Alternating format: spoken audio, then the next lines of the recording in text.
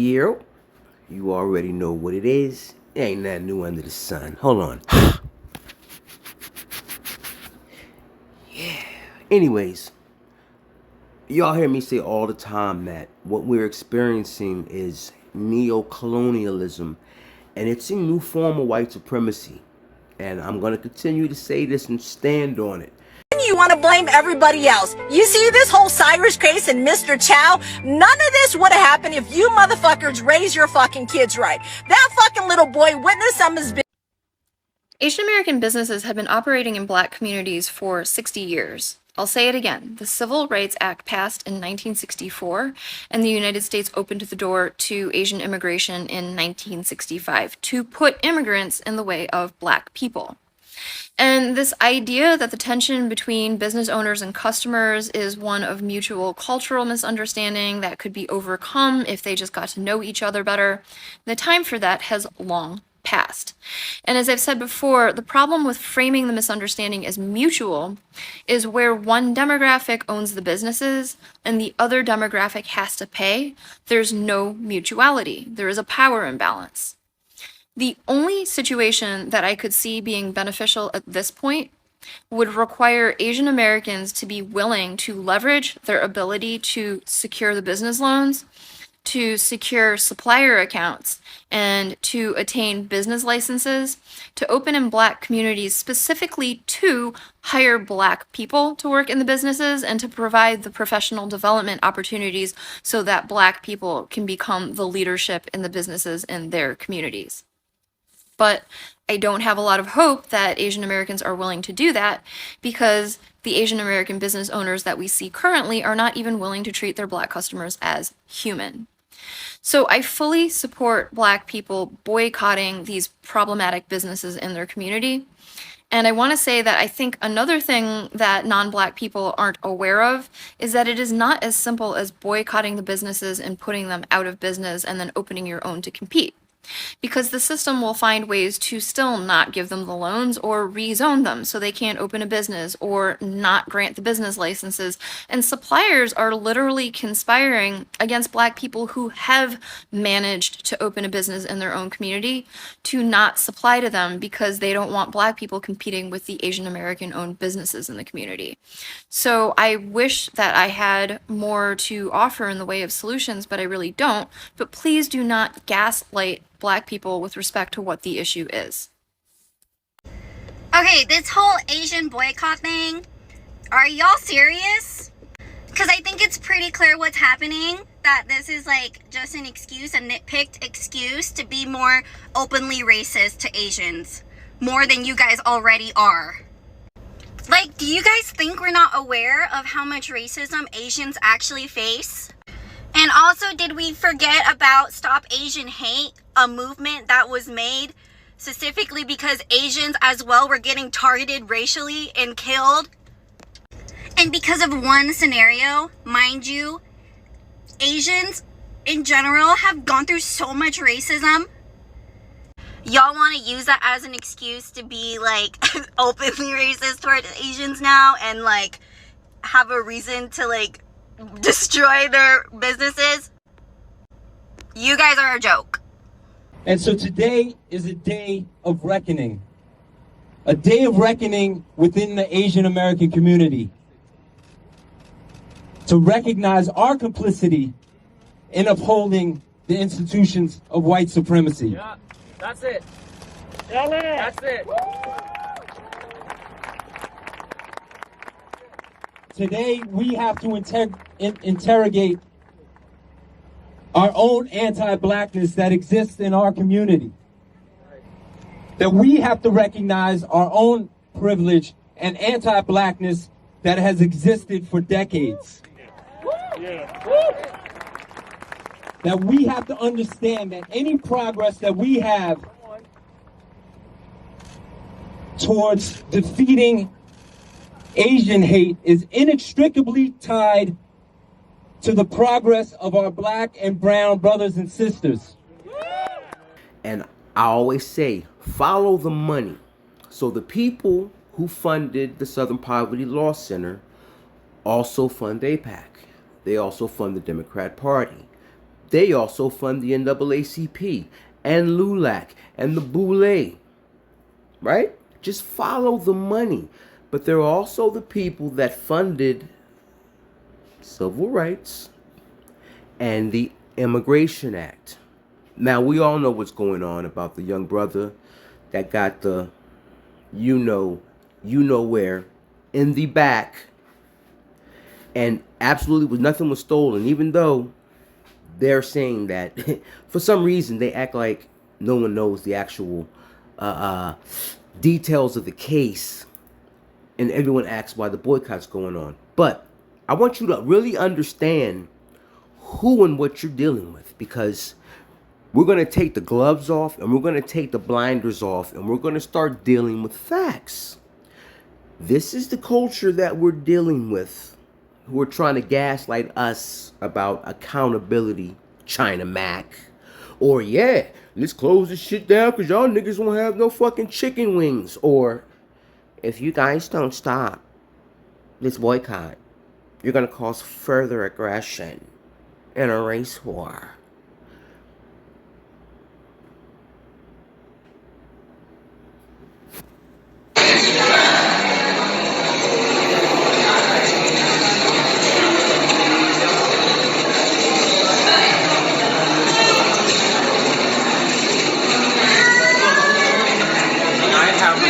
I want to go to the other country to work 3 months in some holiday. American, but I know American do not give me the chance and have the opportunity. I want to learn the other things.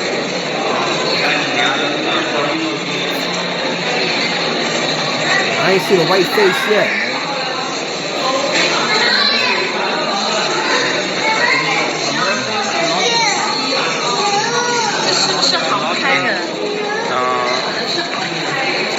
Let the other people to work, because I don't have enough money, so I must work. Viral trends coming out of China is presently making the rounds on the internet because of how disgusting what these people are doing is. Because you see, they started this trend where they use this black baby doll that they have nicknamed Natasha for stress relief. These videos have sparked major Stress relief, like taking out your eternalized anger and anti-blackness on a 14-year-old boy by releasing a few projectiles from your hip shooter there into one's back. Yeah, I understand now. It makes sense.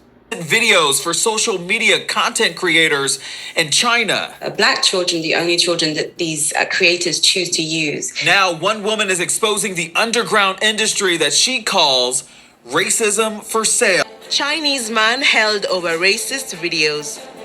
A Chinese filmmaker wanted by Malawi as part of an investigation into allegations of racism and child exploitation has been arrested. Liu K was a Malawi resident when he was exposed by investigative journalists who reported he had used local children to film personalized greetings videos, some of which included racist content. These videos can be bought for up to $70 on Chinese social media and internet platforms. Liu K denied making derogatory videos. Department of Immigration and Citizenship Services spokesperson Pascal Zulu confirmed that Liu K was arrested in neighboring Zambia in the eastern town of Chipata. Mr. Zulu said the two countries were now liaising to have the Chinese national sent to Malawi for the authorities to continue their investigation. Malawi's Foreign Affairs Ministry said it would engage its Chinese counterpart. And good evening now. We begin tonight with the latest in the Rick Chow murder trial, as today marks 3 years since 14-year-old Cyrus Carmack Belton was shot and killed outside a Columbia gas station. And today, jurors heard hours of emotional testimony from witnesses while also seeing newly released body camera and store surveillance video from the day of that shooting. We want to show you one of those moments right now.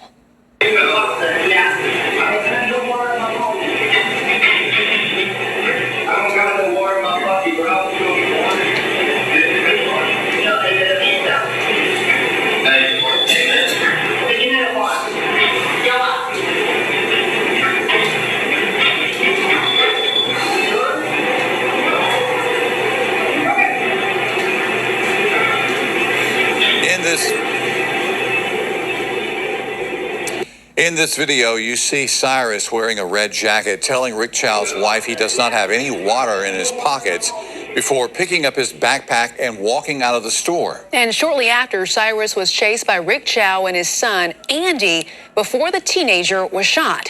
News 19's Kiki Gushu was in the courtroom for all of today's testimony. Inside the store and questioned former investigator Tama Jordan about the gas station's camera system. Jordan testified Rick Chow's familiar with the surveillance equipment, and prosecutors repeatedly asked whether those cameras could have been used to help identify Cyrus later rather than chasing him. Do you think you would have some tools to help identify him? Yes. And investigate whether or not he had stolen water? Yes. Do you feel confident law enforcement could have handled this? Absolutely. Also presented testimony from a firearms expert who said the bullet recovered in the case matched a Glock 45. Late in the day, the defense... I love when the black community says, let's boycott Asian businesses. Please do. Well, please boycott Asian business. I'm all for it. You and your father in that position. Who put you and your father at that location on Spring Tree Drive? I put myself there. Okay. Who put your dad there? Did you drag him along? Did anybody make your dad go up the hill 130 yards from your store, leaving the cash register unmanned? Who made him go up there 130 yards away? Can I say what he... Who made him go up there? I don't know if I can... I'm asking you a very... Did you make him go up there? I myself did not make him go. Was he up there against his will? Did somebody drag your dad from his office all the way up that road to where Cyrus Carmack Belton was shot and killed? No, sir. Who drug him up there? I would say just himself. He ran himself up there, did he not? That's what I saw seen, yes, sir. Is there a reason you can't answer my question with a yes or no? I mean, because I was told I can't testify for someone else or say... You could say everything you saw and you know to be true. Okay, yes, sir. Okay, and the judge will correct me if I'm wrong, but that's how I've always understood a witness testifying. Did you have any reason to believe that your dad was up there against his will? No, sir. Okay. He voluntarily ran up Spring Tree Drive to where Cyrus Carmack Belton was shot, correct? Yes, sir. Correct? Yes, sir. And nobody stopped him from calling 911, to your knowledge. No, sir. Nobody stopped him from printing up these pictures of Mr. Belton, correct? To my knowledge, no, sir. Nobody made him leave the Shell gas station that day, right? No, to my knowledge, no, sir. He did it on his own, with his own free will, correct? Yes, sir. The shooting doesn't happen if everybody stays in the Shell gas station that day, correct? Everyone? Yes, sir. It doesn't happen, correct? Yes, sir. I'm correct in saying that is what you're saying? Yes, sir. Shooting doesn't happen if everybody stays put in the Shell gas station, correct? Yes, sir. Thank you. Anything else briefly? I just want to say one thing to everybody out there playing the fence or playing semantics in this situation. This grainy security camera videotape graphically depicts the last few moments of 15-year-old Latasha Harlan's life. Store owner Soon Ja-do thought 15-year-old Latasha Harlins was going to steal some orange juice. She had the money in her hand. You can see the money in the videotape. And the suspect grabbed the backpack, and there became a physical altercation over the backpack. And as our victim turned to walk away from the scene, the suspect raised a weapon and shot the victim in the back of the head. At the end of the day, that young man took absolutely nothing out of the store. You just saw him on camera put the water back in the refrigerator, and they still accused him of stealing, and then they foot chased him down. But now we got these motherfuckers online talking about chimps chimping out and race war because of a boycott, because these motherfuckers got away with the M word. And it ain't the first time, and it's been happening since they were brought here to redline us. Yes, this is really important. Asian Americans were redlined from opening businesses in white neighborhoods because white people didn't want Asian Americans operating in their neighborhoods and didn't want Asian Americans profiting off of white people. But because the positionality of Asian Americans is weaponized to oppress black people, Asian Americans were being given loans to open businesses in black communities, even though black people were not able to receive loans to open businesses in their own communities. And as I've said before, as a result of this, black wealth is essentially paid out twice when it goes to Asian American businesses. Once when the individual pays for the goods or services, and then again when the Asian American business owner removes the profit from the community. Because usually people open businesses in their own communities, and this is mutually beneficial, where the business owner is making a livelihood off of providing goods and services to their community, and by being a member of the community, they're contributing and they're investing back into the community. This is an ideal situation, and that is not what happens with Asian American businesses operating in black communities. So excuse me if black Americans are finally saying, you know what, we've had enough. Because this whole POC tag, persons of color, or pets of Caucasians, we have no allies. You can stay on the fence and ride the fine line, but they've already told you where their minds are at, because they don't agree with us no longer tolerant, because we're not Africans. We're not going to put up with your disrespect and your bullshit.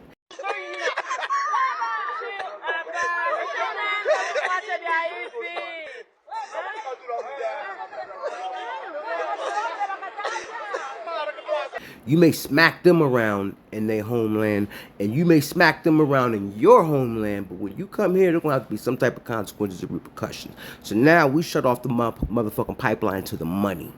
And the first thing that these people say is, when is it, okay, we've boycotted Asian businesses enough, justice is served, now let's move on. I just personally don't think this is the solution.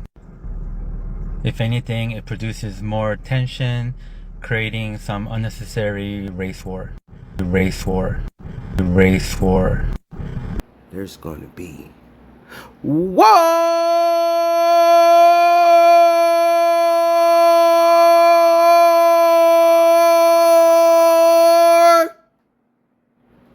If you niggas don't get back to spending that money.